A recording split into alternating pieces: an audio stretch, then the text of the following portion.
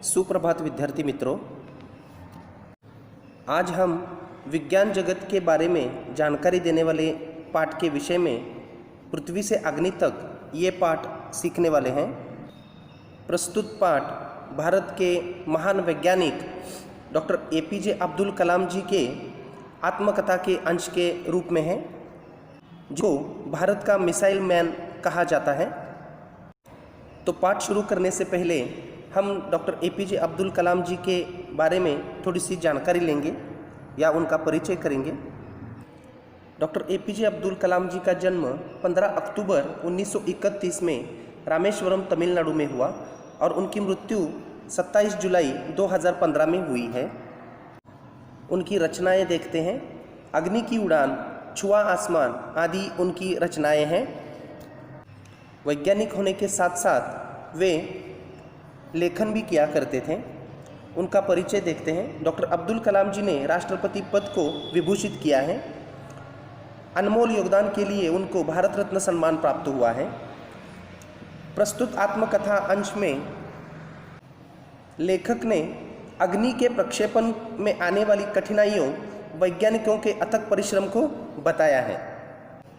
तो अग्नि नाम का ये जो मिसाइल है, ये मिसाइल का जो प्रक्षेपण होने वाला था, उसके बारे में जो कठिनाइयाँ आई हुई थी, तो वो कठिनाइयाँ और वैज्ञानिकों के अथक परिश्रम इस मिसाइल के बारे में उन्होंने इस पाठ के ज़रिए हमें बताना चाहा है, जो कि पाठ उनके आत्मकथा का एक छोटा सा अंश है। तो चलिए शुरुआत करते हैं। बालासोर में अंतरिम परीक्षण का काम पूरा होने में अब भी कम से कम 1 साल की देर थी। हमने पृथ्वी के प्रक्षेपण के लिए श्रीहरिकोटा अंतरिक्ष केंद्र में विशेष सूचनाएं स्थापित की। इनमें से एक लॉन्च पैड, ब्लॉक हाउस, नियंत्रण उपकरण तथा चलित दूरमिति केंद्र शामिल थे। तो बालासोर नाम के जगह में अंतरिम परीक्षण का काम पूरा होने में अभी कम से कम 1 साल की देर थी। अंतरिम का मतलब है मध्यवर्ती।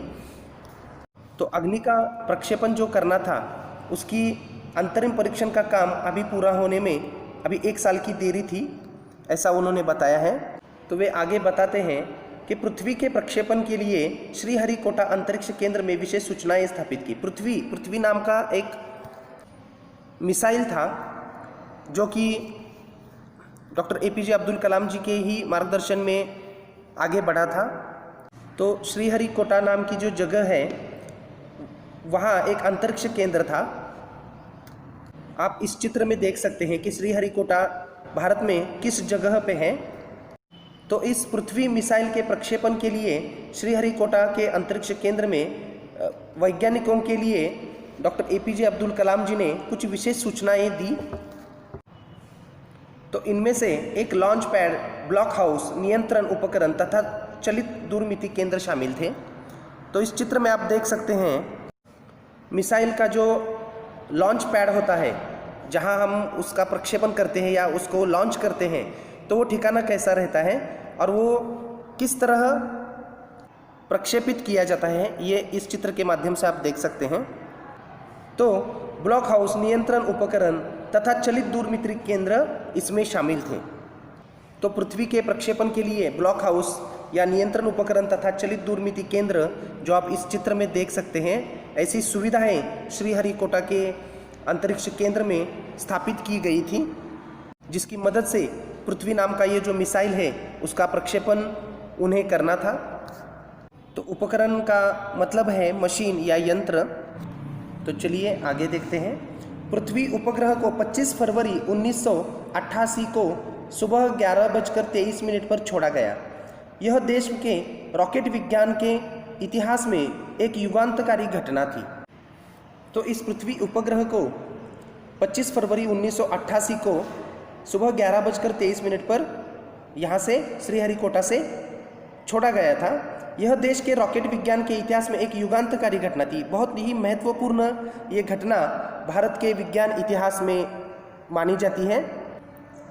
निर्देशित मिसाइलों के क्षेत्र में एक आत्मनिर्भर देश के रूप में उद्भव ने संसार के सभी विकसित देशों को विचलित कर दिया था। मतलब जगत में या जग में मिसाइल का जो क्षेत्र था, जिस क्षेत्र में बहुत सारे देश अपना अपना योगदान देते रहते हैं। तो इसी क्षेत्र में भारत एक आत्मनिर्भर देश बन गया था और पृथ्वी के प्रक्षेपण की यह घटना एक ऐतिहासिक घटना हो चुकी थी, जिसने जगत के सभी देशों को विचलित कर दिया था। विचलित करना का मतलब है आश्चर्यचकित कर देना। सामर्थ्यशील नागरिक अंतरिक्ष उद्योग और व्यवहार्य मिसाइल आधारित सुरक्षा प्रणालियों ने भारत को चुनिंदा राष्ट्रों के समूह में पहुंचा दिया था।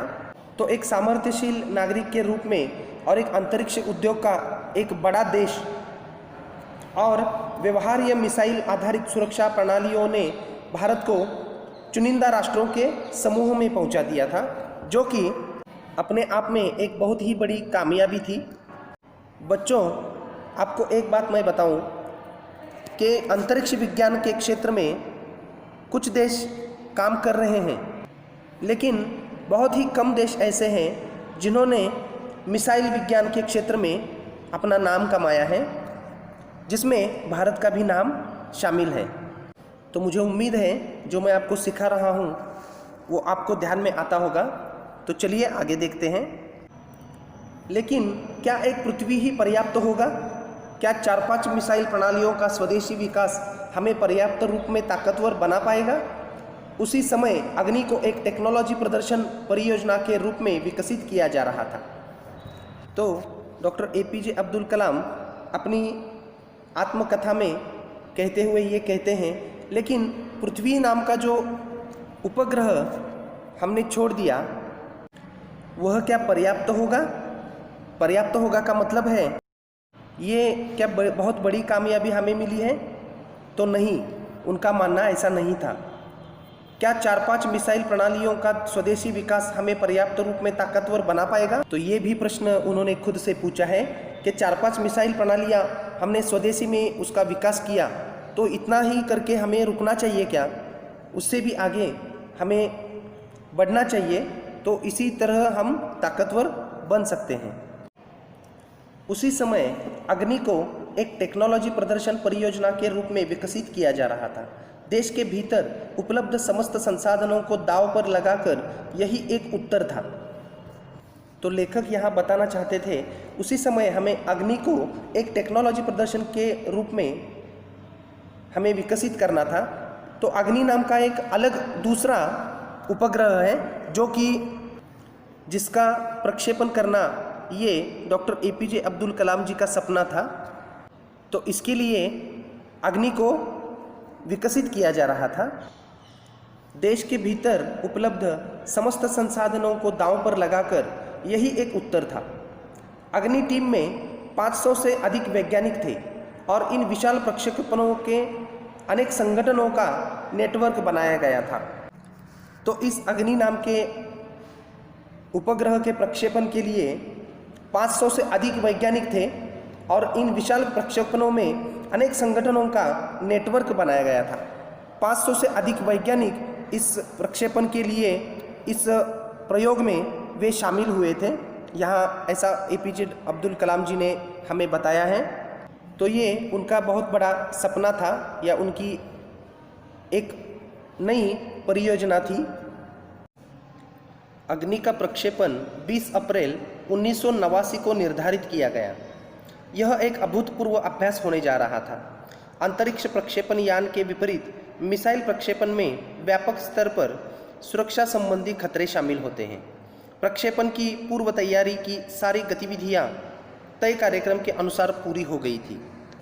तो पृथ्वी उपग्रह का प्रक्षेपण 1988 को हुआ था और अग्नि का प्रक्षेपण 1989 को, मतलब 20 अप्रैल 1989 को निर्धारित किया गया था। निर्धारित का मतलब है तय किया गया था। यह एक अभूतपूर्व अभ्यास होने जा रहा था। अभूतपूर्व का मतलब है जो पहले कभी न हुआ हो ऐसा। तो एक ऐसा बड़ा संकल्प लेकर इस अंतरिक्ष यान का या उपग्रह का प्रक्षेपण होने वाला था। अंतरिक्ष प्रक्षेपण यान के विपरीत मिसाइल प्रक्षेपण में व्यापक स्तर पर सुरक्षा संबंधी खतरे शामिल होते हैं। तो यहाँ लेखक को ये बताना है कि अंतरिक्ष प्रक्षेपण यान का प्रक्षेपण ये एक अलग बात होती है, और मिसाइल का प्रक्षेपण ये एक अलग बात होती है। मिसाइल के प्रक्षेपण में कुछ सुरक्षा संबंधी बहुत सारे खतरे होते हैं। इसका मतलब है, मैं आपको इसका एक छोटा सा उदाहरण देना चाहता हूँ कि हम दिवाली में जो रॉकेट लगाते हैं, अगर वो रॉकेट आसमान में चला गया तो ठीक है, लेकिन अगर वह रॉकेट कहीं इधर उधर घूमने लगा तो कितनी सुरक्षा संबंधी खतरा होता है ये हम जान सकते हैं। तो इसी तरह इस मिसाइल प्रक्षेपण का भी खतरा सुरक्षा संबंधी हो सकता है। इसलिए यहाँ लेखक ने बताया था कि मिसाइल प्रक्षेपण में व्यापक स्तर पर सुरक्षा संबंधी खतरे शामिल होते थे। प्रक्षेपण की पूर्व तैयारी की सारी गतिविधियाँ तय कार्यक्रम के अनुसार पूरी हो गई थी। गतिविधियाँ मतलब कृतियाँ। तो प्रक्षेपण की पूर्व तैयारी की सारी जो कृतियाँ थी वो तय कार्यक्रम के अनुसार पूरी हो गई थी। तो जो नियोजन, जो प्लानिंग उन्होंने किया था, तो उस प्लानिंग के अनुसार सब तैयारियां हो चुकी थी। तो बच्चों, पाठ में आज हम यहाँ तक रुकेंगे। मुझे उम्मीद है मैंने जो आपको अभी तक सिखाया है वो आपके समझ में आया होगा। तो जल्द ही मिलते हैं इस पाठ के अगले भाग में। तब तक के लिए धन्यवाद।